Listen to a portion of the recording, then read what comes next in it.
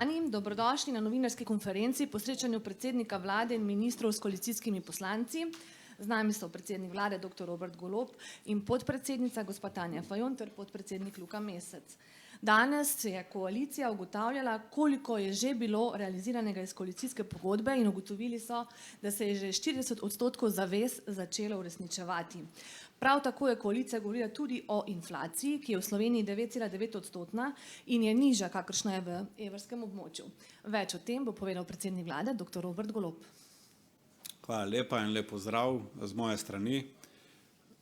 Danes smo imeli mi smo ga imenovali redni vrh koalicije.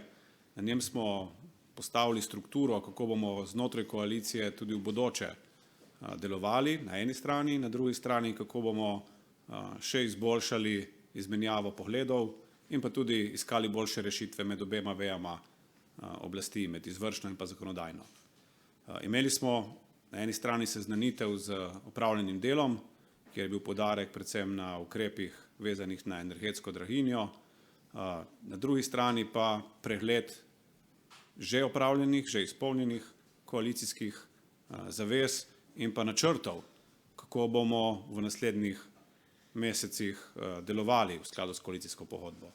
Čisto na kratko, vsi smo se strinjali, da je bilo opravljeno v preteklosti ogromno delo, ne samo, da smo zaštartali skorajda polovico področij, ki so omenjena v koalicijski pogodbi, nekateri cilji, na katere mogoče celo pozabljamo, so že zdavnaj realizirani.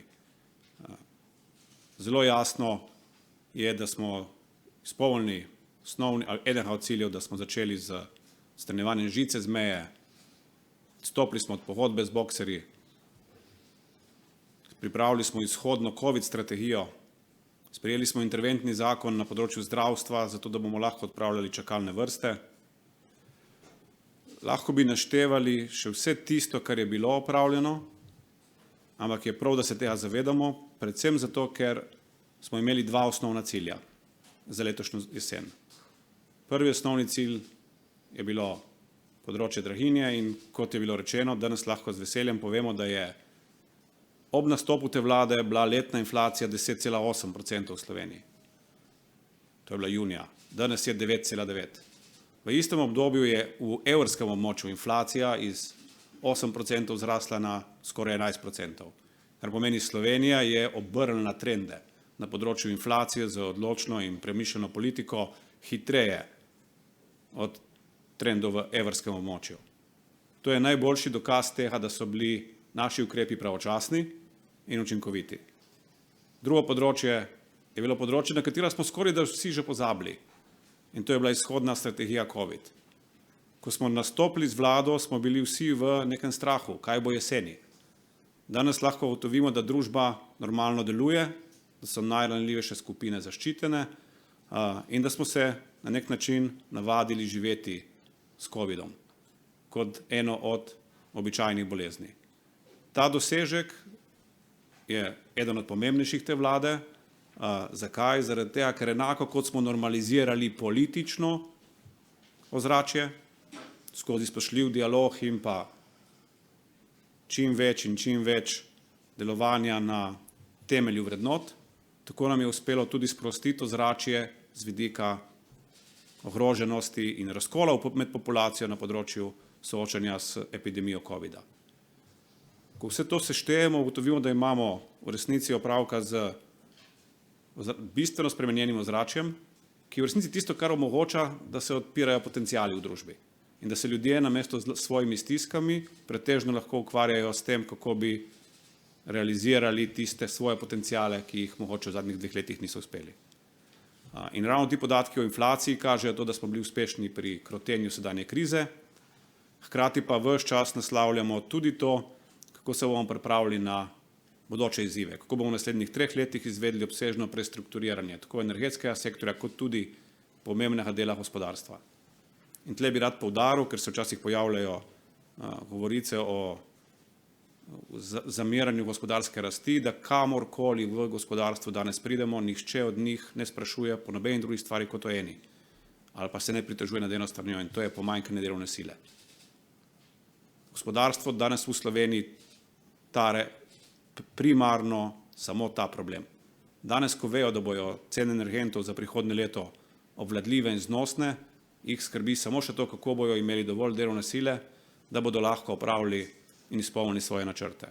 In to je v resnici najboljša popotnica, da uspehi niso enkratni z krtenjem inflacije, ampak da jih bomo lahko prenesli tudi naprej v prihodnost. Poleg tega smo imeli na dnevnem redu tudi točko referendumov in pa interpelacij, pa bomo najprej z interpelacijami. Koalicija je popolnoma enotna, jasna in odločna.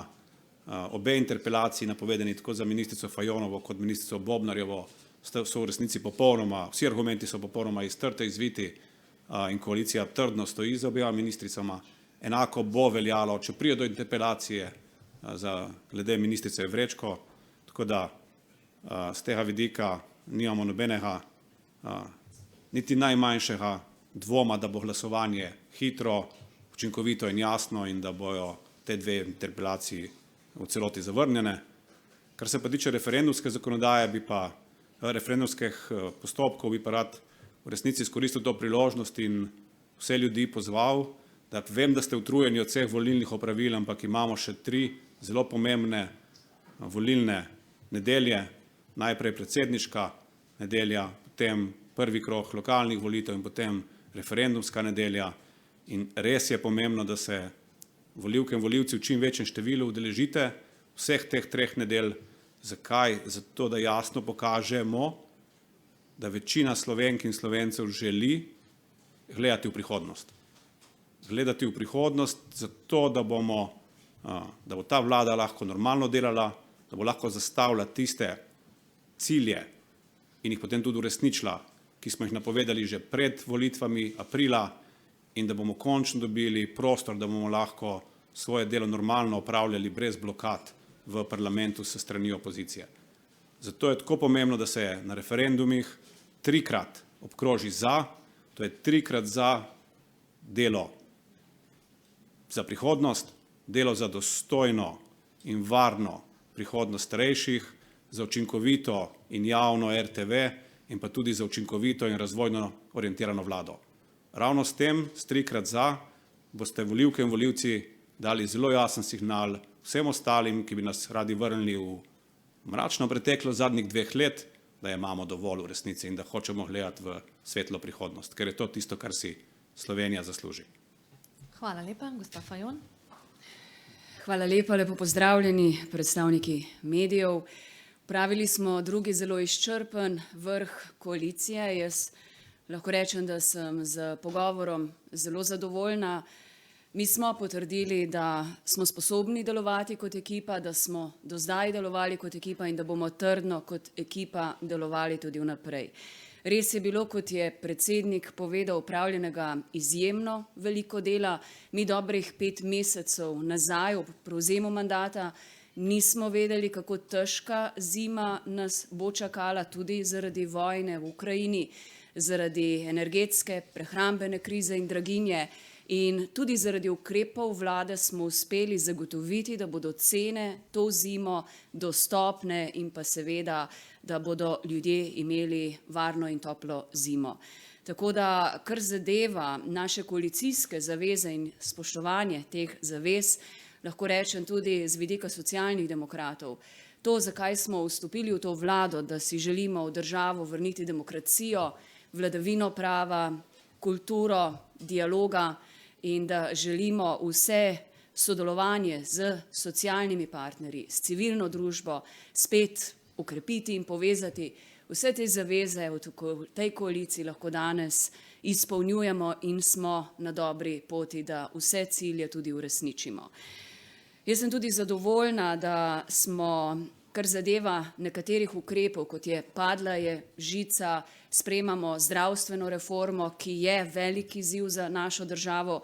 Ljudje, tudi mi imamo zelo velika pričakovanja in se zavedamo, kako težavna bo ta reforma, zlasti zato, da ljudem zagotovimo javno, kakovostno zdravstvo, ki je v zadnjih letih bilo močno načeto, da bo to velik izziv, tako strokovni, tudi finančni, ki bo zahteval širok družbeni konsenz.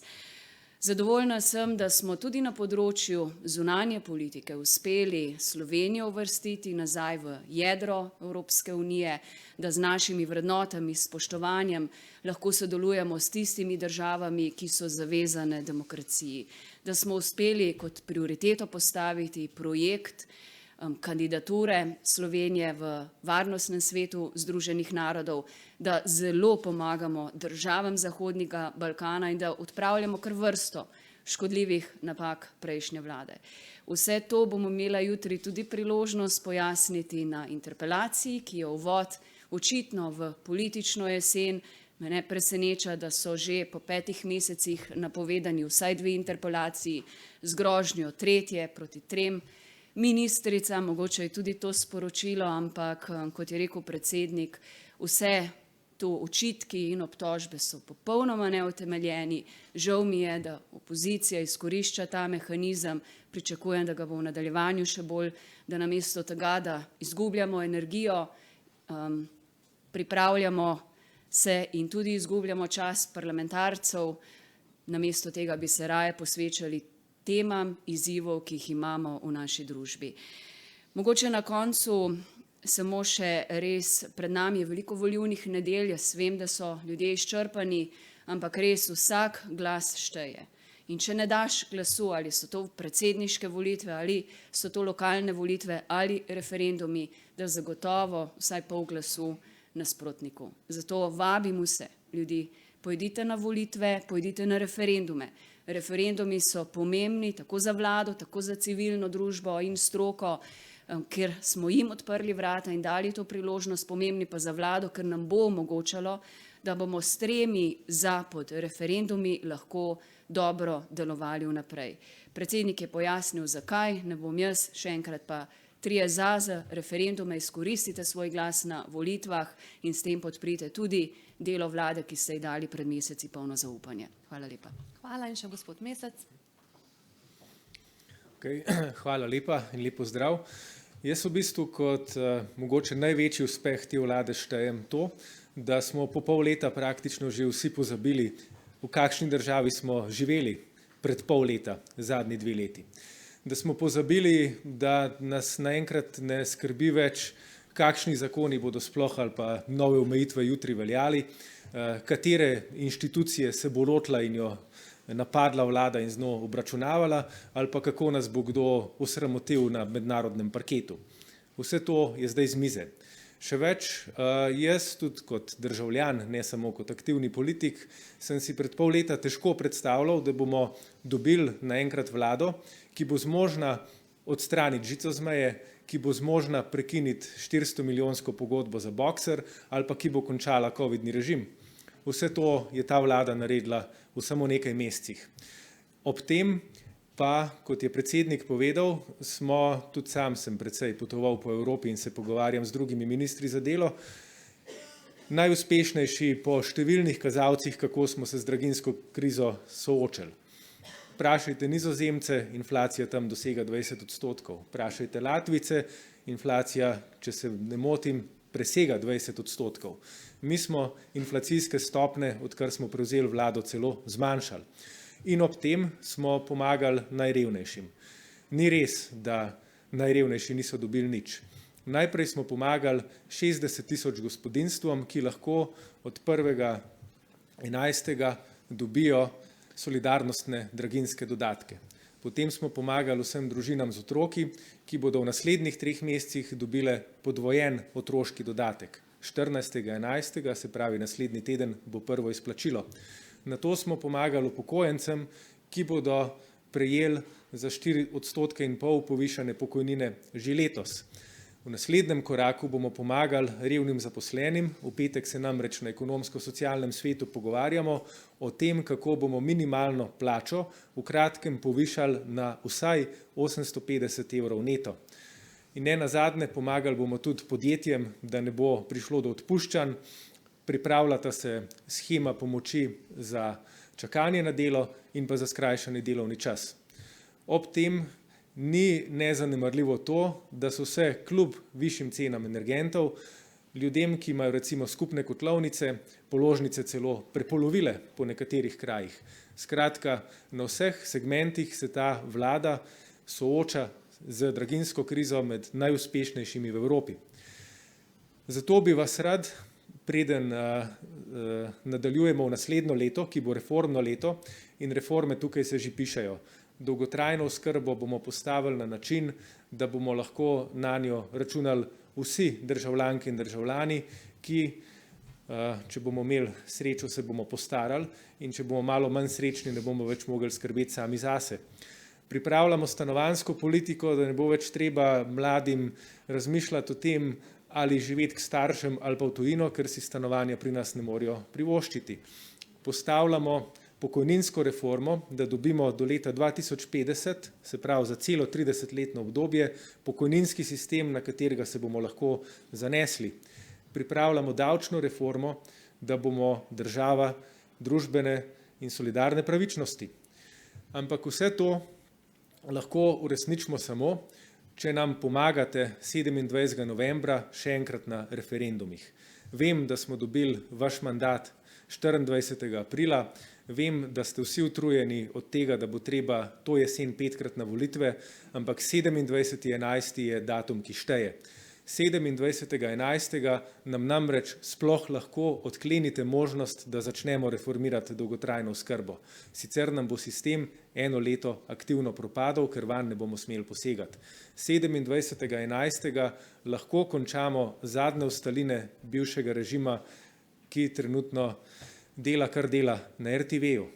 Iz RTV-ja lahko naredimo medij, ki bo v službi ljudem, ga po 15 letih iztrgamo iz krempljev politike in vrnemo tja, kamor sodi, javnosti. In 27.11. nam lahko omogočite, da postavimo ministrstva, ki se bodo ukvarjala z temami, kot so podnebje, digitalizacija in konec koncev stanovanja in dolgotrajna oskrba, torej medgeneracijska solidarnost. Na teh politikah ne moremo izpolnjevati svojega mandata, ukolikor nam 27.11. ne date glasu 3-krat za. Zato moj poziv 27.11. naj bo drugi 24. april. Hvala lepa. Hvala lepa. Zdaj ste na vrsti vi, novinarke in novinarji. Metka Majer, te prav vidim? Ja, prav. Pop TV. Ja, Metka Majer, Pop TV. Jaz imam vprašanje torej za... pravzaprav za vse tri. Najprej, kar se tiče interpelacij, ali napovedujete, da boste obe ministrici v teh dneh dobili 53 glasov koalicijskih? To je prvo vprašanje. Drugo vprašanje, zdaj razumeli smo seveda vas poziv, kar se tiče referendumov 3-krat za. Je pa recimo, kar se tiče RTV-ja, se zelo aktivno v to kampanjo vključil Inštitut 8. marec in je nekako pozval tudi vas, vladajočo politiko, naj se zbudite. Kaj točno nameravate še v naslednjih, pravzaprav samo še 2 tednih narediti? To je to. In pa tretje vprašanje je pa še, kar se tiče tega muzeja slovenske osamosvojitve, kakšne so zdaj tu stališča v koaliciji?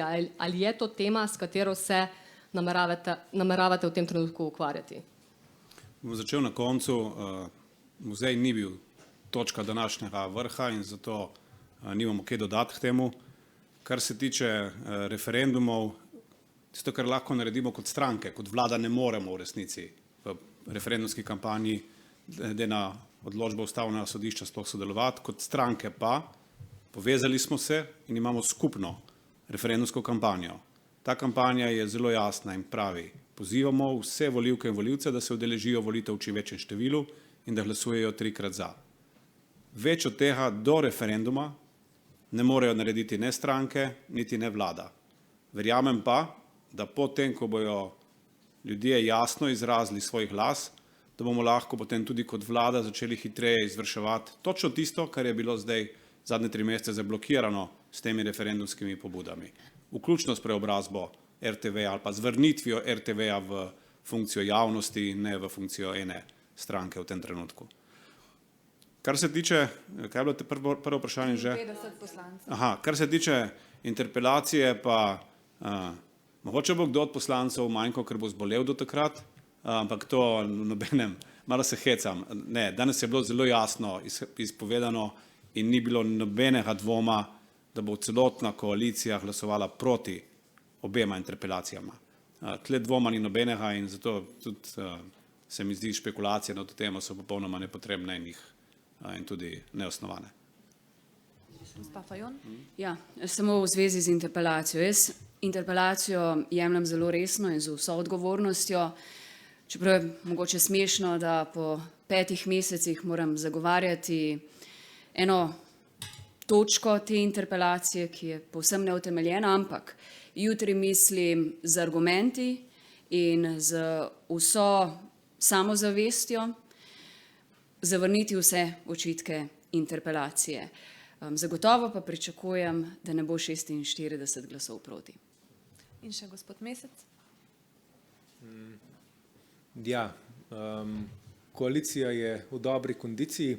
Kot sta oba kolega povedala, smo med sabo po pol leta povezani bistveno bolj kot kadarkoli prej in mislim, da nobena interpelacija ne more ustaviti te koalicije. Še kakšno vprašanje? Ja. Kaja Kobetič kanala, gospod premier, dejali ste, da združitev muzejev ni bila današnja tema. Obenem ste pa dejali, da ministrica v primeru interpelacije ima podporo vseh 3 strank, ampak ministrica je obenem v ponedeljek dejala, da v bistvu še ni soglasja v vladi glede te združitve. Torej, kakšno je zdaj stališče glede združevanja muzejev v Gibanju Svoboda in pa v SD-ju? In pa še druga stvar, rekli ste, če se ne motim, da je bilo nekaj govora namenjenega tudi sami komunikaciji med vlado in pa poslanci, vodji poslanskih skupin. Ali drži, ne? Ali drži, da je bilo tu izraženo neko nesoglasje in če, kako boste to zdaj izboljšali? Ne, mogoče, glejte, vsi vrhovi koalicije so namenjeni temu, da se izboljša komunikacija. To je osnova, zato ker imamo 2 veje oblasti, ki morata med sabo komunicirati. In pravilno je tako. Te 2 veje oblasti sta neodvisni in pravilno je, da med njima poteka komunikacija na najbolj učinkovit možen način. In to je vse, ni bilo nobenega podtona ali skrite informacije. Glede muzejev, kot rečeno, točka ni bila na dnevnem redu, sploh se še ni usklajevala. To ne pomeni, da je karkoli z njo narobe. Točka pač v tem trenutku ni usklajena, ker imamo dovolj drugega dela. Točka bo v kratkem prišla na dnevni red, jaz ne dvomim, da se bomo uskladili in ko bo kaj več znanega, bomo o tem obvestili tako medije kot javnost. In to je vse. Kar se pa tiče ministrice za kulturo, smo samo preventivno to točko odprli, ravno zaradi tega, da smo preverili, ali obstaja kakršnakoli, če hočete, dvom, da bi se glede tega lahko v koaliciji razšli, pa se ne moremo. Tako da, to je v bistvu sporočilo zelo jasno, ne samo, da smo enotni pri zavrnitvi vseh točk interpelacij, sedanjih 2 interpelacij, enotni bomo tudi naprej. Ali bo to sporočilo padlo na plodna tla, ne vemo, mogoče pa nekoč sreča tudi drugo stran, bom rekel, na nek način razum na tem, da bojo izvajali tiste ukrepe, ki bojo imeli možnost učinka, ne pa tiste, ki bi v resnici samo trošili čas. Meta Roglič, ena. Dober dan. Mene pa zanima, a je bila izpostavljena tudi kakšna tema, s katero mogoče zamujate, kakšna tema, ki je kdo rekel, s tem pa nisem zadovoljen, kako smo se lotili, je bil izpostavljen tudi kakšen problem, ki ga imate? Poglejte, jaz verjamem, da na nek način mediji si želite predvsem konfliktnih tem, ampak v tej koaliciji jih je sorazmerno malo ali skoraj nič. V današnji razpravi sem prepričan, da je 90% časa bilo namenjenih temu, da smo iskali skupne točke in skupne rešitve in tudi skupno realizacijo iz preteklosti. Vedno, in to bom poudaril, bo po tej koaliciji prostor za demokratičen dialog, ker je spoštljiv in ker temelji na istih vrednotah. In seveda smo soočili tudi različne poglede na nekatere točke in nič narobe ni s tem. Se temu je tudi namenjen vrh koalicije, da si lahko izmenjamo različne poglede. Zakaj? Zato, da bomo v bodoče našli boljše rešitve. In jaz sem prepričan, da jih bomo. Če bo kdo o tem, ko bo čas, da bomo o tem govorili v javnosti, bomo lahko takrat govorili. Danes se mi zdi v fazi kreativne zasnove in iskanja rešitev popolnoma neproduktivno, da bi o tem, kakšni vse so bili različni pogledi, razglabljal v javnosti. Jaz mislim, da bodo tiste skupne rešitve, ker do zdaj smo vedno iskali skupne rešitve, v bistvu najboljši odgovor na to. Želimo kot koalicija biti notranje demokratični, zato je odprt prostor za diskusijo, hkrati pa želimo biti enotni, ko nastopamo v političnem prostoru. In tega načela se bomo držali, verjamem, da cel mandat, oziroma 2 mandata. Še kaj? Ne, hvala. Lahko še Ja. Radio Slovenija, Maja Derčar. Izvoli. Pozdravljeni. Torej, v prvi točki sklica je danes bila predstavitev dogovorov za zajezitev energetske draginje na ravni EU. A lahko, gospod premier, na kratko predstavite, kaj to bo zdaj pomeni za mala in srednje velika podjetja, ki jim zdaj tudi na evropski ravni se dovoljuje regulacija cen, pa boste povedali ali elektrike, plina ali obojega. Predvsem, ker želijo že zdaj vedeti, kaj pomeni ta razdelitev na 80% regulirane cene, 20% tržne cene, ki v celotnem znesku. Vem, da bodo sicer podrobnosti predstavljene prihodnji teden. Tako je. Pa še mogoče glede financiranja vseh teh energetskih ukrepov in draginje. Zdaj primanjkljaj letošnji, ki je bil izkazan, je precej nižji, kot je bil dovoljen. Ali to pomeni, da boste preostali znesek namenili za te energetske ukrepe, kdaj in če to naredijo in to delajo vse evropske države, ali ne bo to pognalo mogoče inflacijo v prihodnjem letu, razen če se obeta huda recesija? Hvala. Zdaj ste postavljeni kar nekaj trditev, ki so bile prej že pojasnjene, pa bom začel na koncu. Jaz verjamem, da z vsemi ukrepi, ki smo jih že izvedli, ker smo začeli med prvimi v Evropi in smo zato, ker smo bili med prvimi tudi med bolj uspešnimi, da se bo Slovenija v največji možni meri recesiji, tudi če do nje pride, pa jaz mislim, da do nje sploh ne bo prišlo, da se bo Slovenija temu v celoti izognila. In indikacije iz gospodarstva so, kar se tega tiče, zelo jasne. Gospodarstvenike najprej so zanimale cene energentov, danes vejo, kaj lahko pričakujejo v resnici. Vejo, da bodo deležni dvofazne pomoči, na eni strani pogodb z normalnimi cenami, potem pa še subvencijo strani države, zato da bodo dejansko v evropskem prostoru konkurenčni in da bodo lahko svoje gospodarske dejavnosti nemoteno opravljali. To je prvi del, ki jih zanima. In druga tema, ki jih zanima, je, kot sem rekel, kje dobiti delovno silo, ker je krvavo, primanjkuje v Sloveniji, kje dobiti delovno silo, da bodo lahko te svoje gospodarske načrte uresničili.